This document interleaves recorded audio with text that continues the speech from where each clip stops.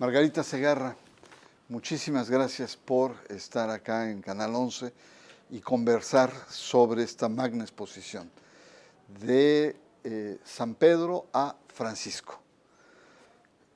Empecemos por el nombre.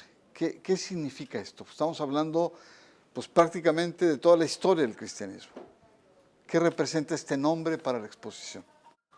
Significa, yo creo que antes que todo, una continuidad, una impresionante continuidad de 2000 años de una institución de arte, de arquitectura, de ritos, de ceremonias, de orfebrería, de reliquias, en fin. Yo creo que esta exposición resume verdaderamente una colección de obras absolutamente impresionante que por primera vez, muchas de ellas se presentan en México y que constituye de verdad una ocasión excepcional que ha reunido todas estas obras. Se dice que es una de las exposiciones más importantes que el Vaticano ha hecho al exterior, por el número de piezas, por la calidad de las piezas, por el contenido de las piezas.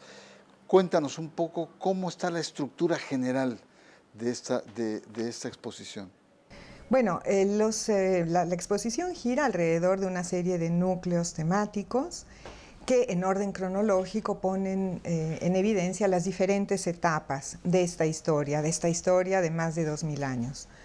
Pero, sin embargo, creo que se pueden encontrar muchísimas claves de lectura en esta exposición. Hay material para todos los intereses, hay material para quien esté interesado en la historia del arte, para quien le interese la historia de la religión, para quien esté interesado en la arquitectura, en cómo, por ejemplo, la Basílica de San Pedro se ha transformado a través de los siglos. En fin, yo creo que los materiales son muy, muy ricos y muy importantes, de enorme valor, y creo que sea, casi sin temor a equivocarme, la primera vez que tantas piezas salen del Vaticano para ser expuestas en el extranjero. ¿Cuál es la estructura? ¿Qué quiere expresar esta exposición? ¿Cuál es el sentido? Nos has dicho, bueno, la historia de la iglesia, o la historia de la religión, arte, arquitectura, pero en el fondo, ¿qué podemos encontrar como un hilo conductor en esta exposición? Bueno, es, por supuesto, el cristianismo que se difunde desde Roma y que empieza a emigrar en todas las direcciones y cubre la entera faz de la tierra, y que en Roma mantiene siempre esa centralidad, ¿no? Mantiene esa gran importancia, aún como alternativa, por ejemplo, a Jerusalén. Sobre todo en la época medieval, cuando Jerusalén, la Tierra Santa, no es accesible, no es posible para los peregrinos visitar el Santo Sepulcro. Roma, con la indición del primer jubileo en 1300, se convierte en esa alternativa a la Tierra Santa y recupera esa centralidad que de alguna manera había perdido en los siglos del medioevo. Una persona que vaya al Museo de San Ildefonso, ¿qué va a encontrar? ¿Qué va a encontrar con estas piezas? Va a encontrar obras maestras de los más importantes artistas del Renacimiento. ¿Así? ¿Más importantes artistas? Sí, por supuesto. Hay una obra de Rafael Sanzio, hay un maravilloso cuadro de Tiziano, la Virgen con Bambino, Virgen con el Niño y los santos, Santa Catalina de Alejandría, San Nicolás de Bari. Hay obras de Guido Reni, de Guercino, o sea, los grandes maestros de la pintura italiana, un maravilloso ángel de Melozzo da Forlì, y eso por cuanto concierne la pintura. Pero encontrará, por ejemplo, retratos de algunos artistas que han trabajado en la Basílica de San Pedro. Por ejemplo, un retrato de Donato Bramante, el artífice de la transformación de la Basílica, por interés de Julio II a principios del siglo XVI. O bien podrá encontrar medallas. Esas medallas que por un lado representan la efigie del Papa, pero por el otro lado conmemoran y celebran la realización de algunas grandes obras. Muy importante, por ejemplo, la de Urbano VIII con, en la parte posterior, el baldaquino de Bernini. Obras de, por ejemplo, un retrato de joven de Gian Lorenzo Bernini, una obra verdaderamente impresionante, de impresionante belleza. El Centro Histórico de la Ciudad de México cuenta con una joya más para compartir. La resguarda celosamente aquí, en el antiguo Colegio de San Ildefonso. Es una colección de 180 piezas provenientes de la Santa Sede, a la que Canal 11 ha seguido la pista mucho antes de abandonar su morada. La televisora del Politécnico recorrió los museos vaticanos y sus talleres de restauración. Un trabajo documental que ha permitido poner en su justa dimensión la relevancia de este generoso préstamo cultural. Las obras y reliquias de los museos vaticanos ofrecen estos destellos únicos, macizo de historia, arte y religión.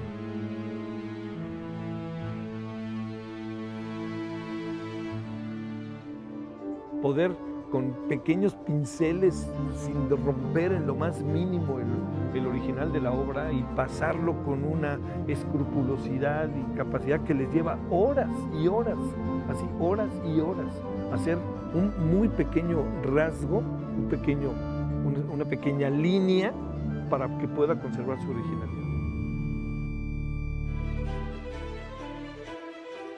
En estos talleres apreciamos con asombro el delicado trabajo de los restauradores, un obsequio para la posteridad. Te puedes encontrar, sí, con la historia de la Iglesia católica, del catolicismo, pero te encuentras con la historia de la humanidad. Y es también encontrar la gran cantidad de fieles, turistas e investigadores que se dan cita cada vez que pueden a encontrarse con ese espacio, que es un espacio de realmente que te atrapa.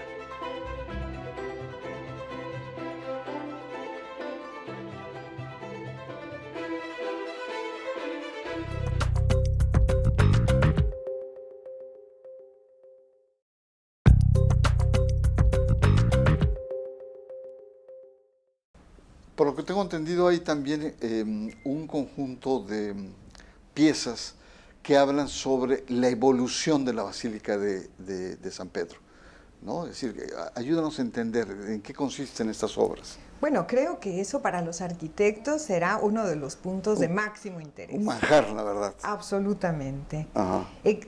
Se presenta, por ejemplo, una maqueta de la edición digamos, constantiniana de la basílica. O sea, la primera basílica paleocristiana está representada con una maqueta. Pero se presentan también imágenes, grabados, los grabados de Ferrabosco, que representan esa basílica paleocristiana, de la cual hoy no podemos prácticamente ver nada cuando visitamos la Basílica de San Pedro.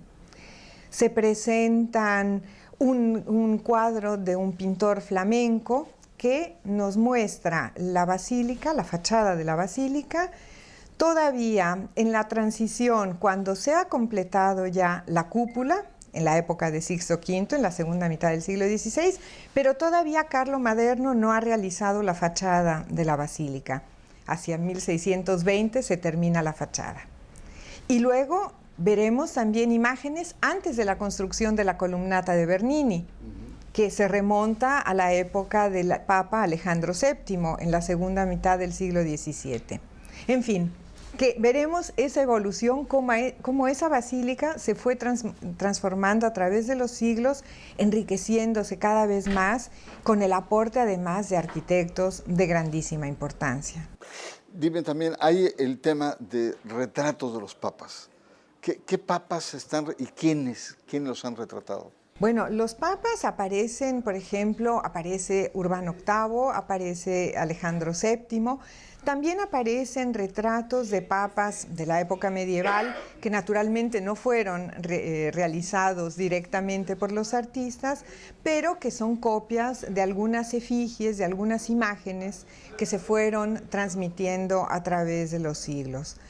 Entonces, de esa manera podemos ver también cómo cambia un poco el aspecto, el modo de representar estas autoridades, la máxima autoridad de la Iglesia Católica, pero además también las semblantes de estos personajes. Por ejemplo, del siglo XVII aparece Urbano VIII, Alejandro VII, pero del siglo XIX varias veces Pío IX, que fue un papa de grandísima importancia para esta ciudad, primero porque tuvo un pontificado muy largo y... Para México también Pío IX es básico. Absolutamente. Es un papa antimodernista que radicaliza las posturas no liberales de los católicos en México. Por supuesto, de eso se le acusa, aunque sin embargo, desde el punto de vista urbanístico, por ejemplo, fue un papa que tuvo una gran visión sobre la ciudad.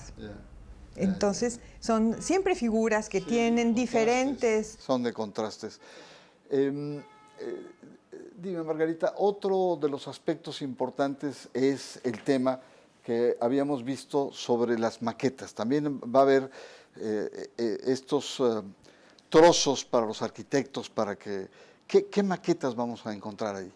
Aparte de la maqueta que mencionaba anteriormente sobre la Basílica Paleocristiana, se lleva una maqueta que ha sido realizada, me parece, en el 2009, que representa todo el estado de la Ciudad del Vaticano, o sea, con la Basílica de San Pedro, pero también todo el circuito amurallado de lo que constituye hoy el estado de la Ciudad del Vaticano. Se lleva también una maqueta muy, muy interesante de la columna de la Inmaculada Concepción, que fue colocada por Pío IX en la Plaza de España. Y es una maqueta detallada, de un refinamiento impresionante, con todo el detalle de sus estatuas, de todos los elementos ornamentales que la constituyen y que en esta ocasión se va a presentar en México. En México también se realizaron esfuerzos importantes para alojar a la exhibición Vaticano, de San Pedro a Francisco. Las salas donde hoy se encuentra tuvieron una transformación sin precedente en 2 décadas. Se acondicionaron con un sistema inteligente para mantener humedad y temperatura adecuadas, además de dotarlas con una tecnología antiincendios que disipa el humo. La iluminación también fue central.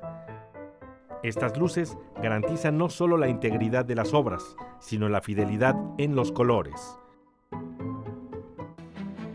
Al momento del traslado, las maniobras fueron precisas. El resguardo, la descarga, la movilización en pasillos y después en las salas. Todo marchó sobre ruedas. Entre luces y sombras.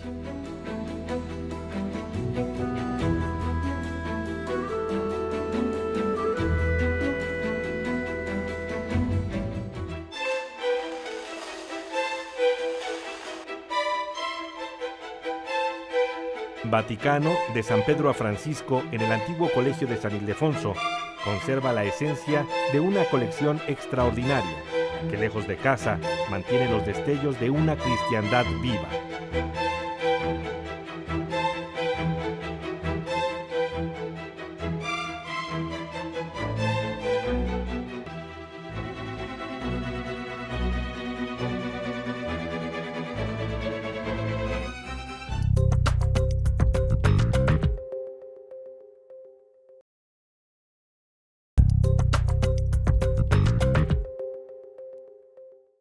¿Qué artistas importantes vamos a encontrar en esta exposición?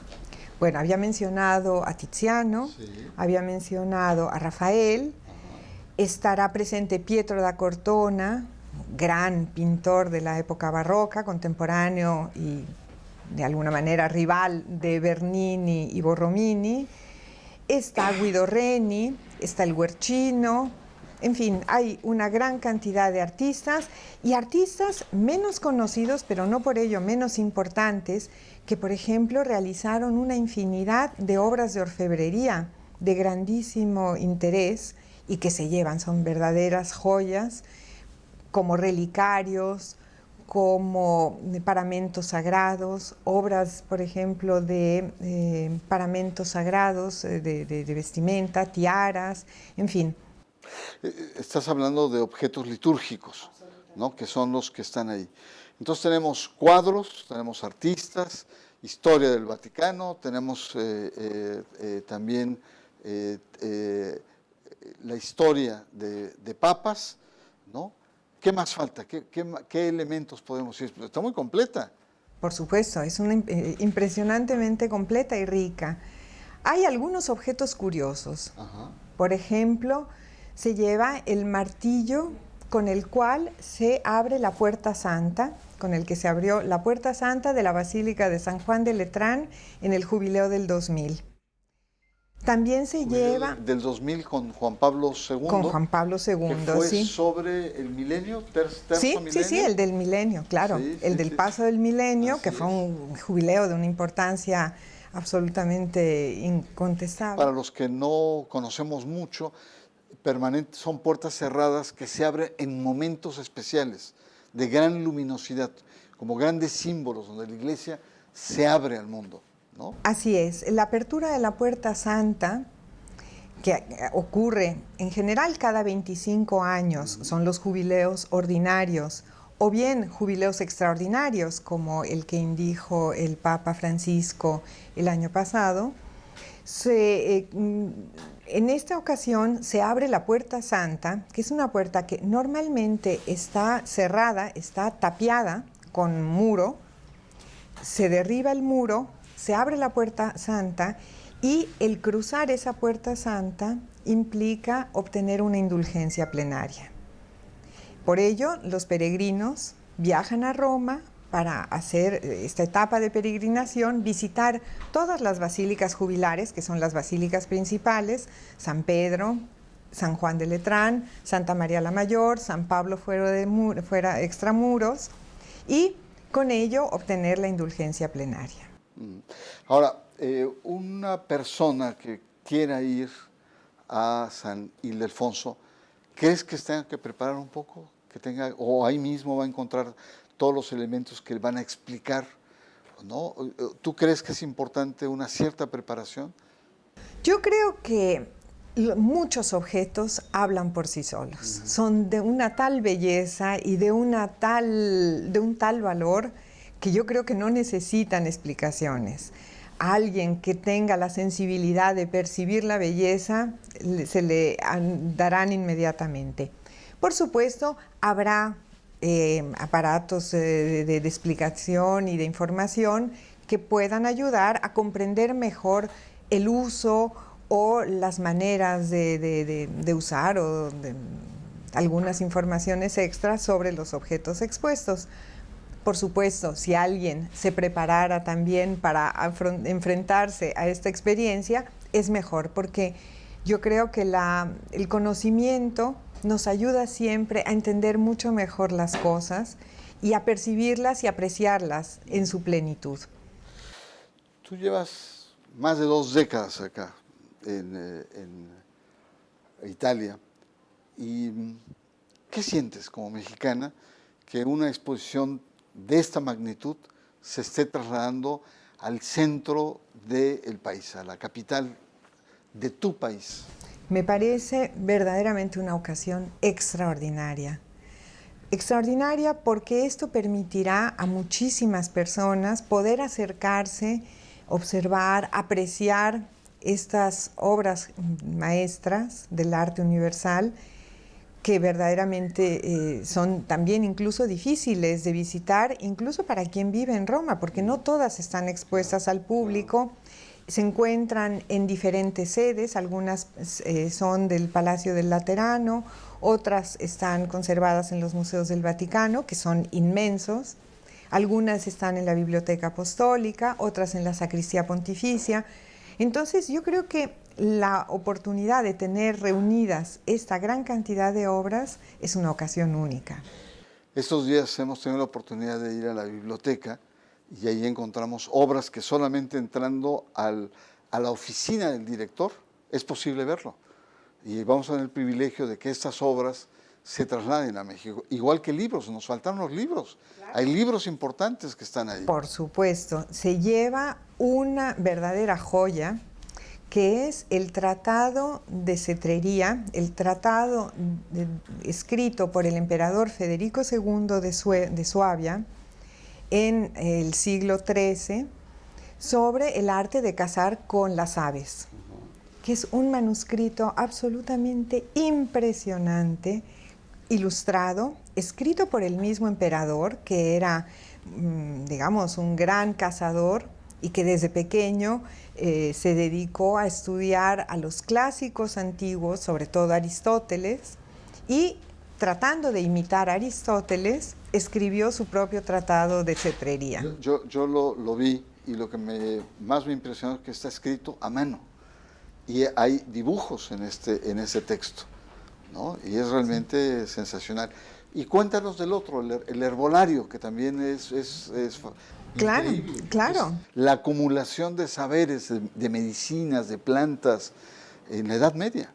Es que la Biblioteca Apostólica Vaticana conserva unos fondos absolutamente impresionantes. Es ahí en donde se ha recopilado todo el saber de la antigüedad, a través que se fue transmitiendo a través de los monasterios, a través de las copias que los amanuenses elaboraban durante el medioevo y que permitieron que todos esos autores antiguos, autores latinos, autores griegos, autores árabes, porque se hacían traducciones, se elaboraban traducciones del latín al griego, del griego al árabe, del árabe al latín y después al latín vulgar, o sea, al italiano, que pudieran llegar hasta nosotros y que nosotros podamos hoy leer obras de Aristóteles o de Lucrecio o de quien queramos, de los autores más antiguos y que hayan llegado gracias a esas copias que se elaboraron en el medioevo. Que no se diga más, Margarita, ya con todo lo que nos has explicado, ya tengo ganas de ir a San Ildefonso a ver esta colección que realmente promete ser verdaderamente espectacular. Yo agradezco mucho en nombre del Canal 11 tu paciencia y tu presencia para explicarnos en qué consisten las principales piezas que hemos visto, historia de los papas, hemos visto maquetas, hemos visto artistas importantes de diferentes momentos, hemos visto también historias de papas, objetos religiosos. ¿Qué más queremos entonces? Te agradezco mucho. Muchísimas gracias a ustedes.